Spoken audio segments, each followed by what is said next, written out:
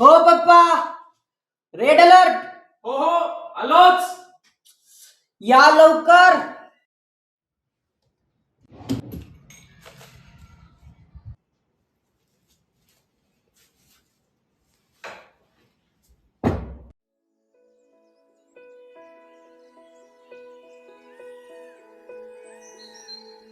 आधी आवर बरं लवकर.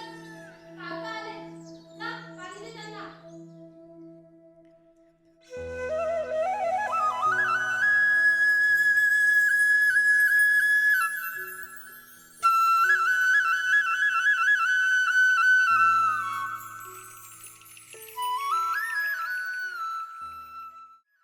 या आधी दर्शन घेऊन जा. हो हो. तुझा तर काय चॉकलेट सीझन सुरू झालाय.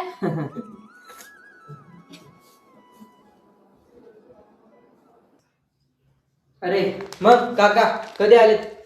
सकाळी झालं रे. मग थांबणार नाही यावेळेस? हा आहे ना, 2-3 दिवस आहे.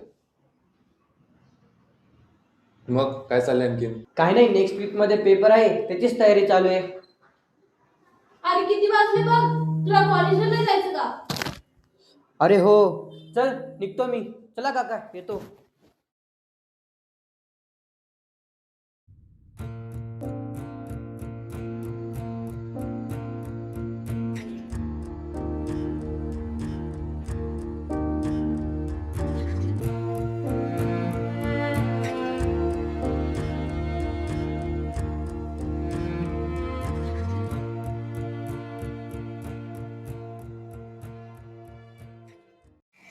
काका 2 मेफ्टास द्या हो. मैं किसी का सपना हूँ कि आज बन चुका हूँ सच, अब ये मेरा सपना है कि सबके सपने सच में करूँ. हो काका, एक पॉवर गिअर द्या बरं. काय रे बंड्या, पॉवर गिअर काय रे? अरे भाई, आले ना आपल्याला पण पिरियड्स, झाली ना पुबर्टी हिट, सॅनिटरी पॅड रे. बेटे, अभी तो तू नया खिलाड़ी है, अभी तो और आगे जाना है. ये 5 दिन का टेस्ट नॉक तो खेल ले. वैसे भी तेरा अभी तो डेब्यू हुआ है, ये धीरे धीरे आदत लगी जाती है. या अगर चाहूँ तो आवाज से निशाने लग जाए. मैं अगर सुनाऊं अपनी जवानी के किस्से तो ये आजकल के लुंडे मेरे पाव दबाने लग जाए. हो काका, ते पॉवर गिअर द्या बरं. थांब, टाइमपास थांब. नका करू. देतो. काय रे बंड्या, कितवा दिवस मग? अरे भाई, पहिलाच दिवस आहे. अरे माझा पण ना. अरे भाई, हो काका, ब्रँडेड द्या बरं का. आपण कशी ब्रँड वापरणारी माणसं. अरे भाई ऐक ना, पोटात खूप दुखतं रे. या टेस्ट करिअर साठी माझा कोच बनशील का? अरे हो हो, नक्की नक्की. काय ना बंड्या, असे काही ऍप्स असतात ज्याने आपण आपल्या डेट्स ट्रॅक करू शकतो. काही योगा असतात ज्याने जे क्रॅम्प होतं ना त्याचा पेन कमी होतो. तू संध्याकाळी ये, तुला नक्की शिकवेल. अरे हो, चालतंय. ठीक आहे बंड्या, तुझं ब्रँडेड पॉवर गिअर. धन्यवाद काका. काय मग, पार्टी कधी देतोय मेनाक्सची? येतो काका मी. गो गो पॉवर रेंजर्स. चला काका, येतो मी पण.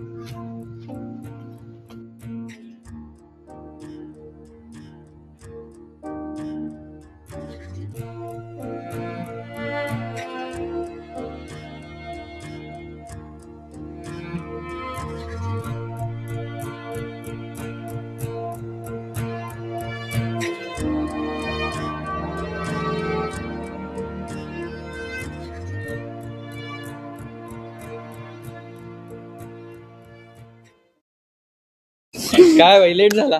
अरे सकाळी सायकलचं नोटिफिकेशन आलं. मग मूड स्विंग अपडेट डाउनलोड केला की नाही? अरे सकाळीच व्हर्जन 2.0 डाउनलोड करून आलोय. काय रे अथर्व कुठे आहे? अरे त्याचे पण तर पिरियड्स इरेग्युलर येत असतात, मग तो चेकअप साठी गेलाय. आधी तेरे पिरियड्स तो रेग्युलर आहे ना. माझी पंक्च्युअलिटी तर माहितीच आहे ना तुम्हाला. अरे तुझ्या सायकलची पंक्च्युअलिटी तर आमच्या अटेंडन्स पेक्षा चांगली आहे. रोहित, तेरे में भी ब्लड एंड कम होता ही रहता है, तू भी चेकअप करवा ले. हो, आता जाईलच मी या संडेला. अरे हो ना, आजकालची ही खराब लाईफस्टाईल, वाढतं जंक फूड आणि डिस्टर्ब स्लीप शेड्यूल यामुळे हे सगळे प्रॉब्लेम खूपच कॉमन झाले आहेत. तुम्हा दोघींना बरीच माहिती दिसते याबद्दल. हो मग, माझ्या लहान भावाला आत्ताच मेनाक झालाय, मग मी त्याची काळजी घेत असते. मस्त हा? अरे बेल बज गई, चलो चलो चलो, प्रोजेक्ट भी तो सबमिट करवाना है.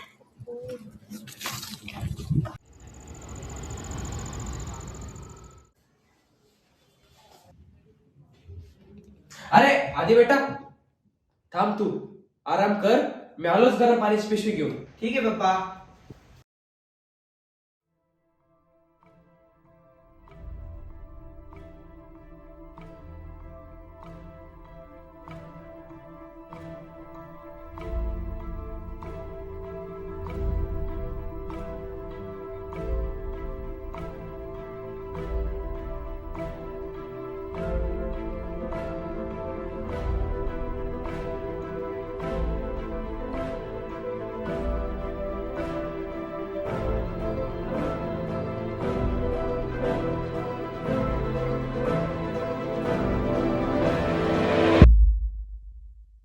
एकच गोष्ट तुला परत परत कशी समजून सांगावी लागते ग?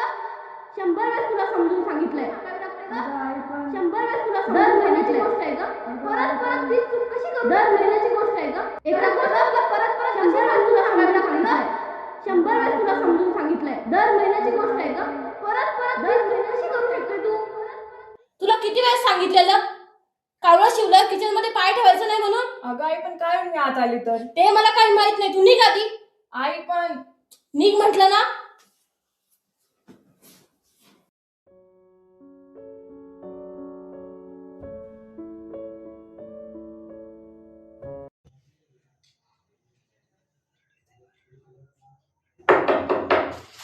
अरे प्रिया बाळा ये ना आत ये. काका म्हणू कुठे आहे हो? हो आहे ना, ती आताच आहे.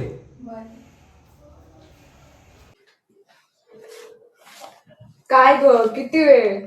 अगं मी गेले होते मेडिकलला, तिथे आधीच खूप लोक थांबलेली, त्यांच्यासमोर कसं बरं मागू पॅड्स. हो ते पण.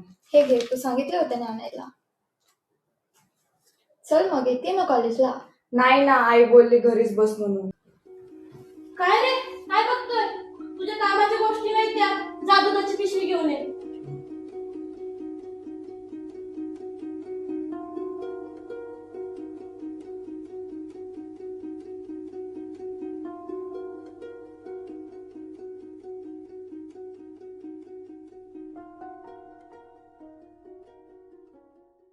काका ये आधी. मला तुमच्याशी काही बोलायचंय. ठीक आहे, चल आत बसून बोल. चल ये आधी बस. बोल, काय बोलायचं होतं?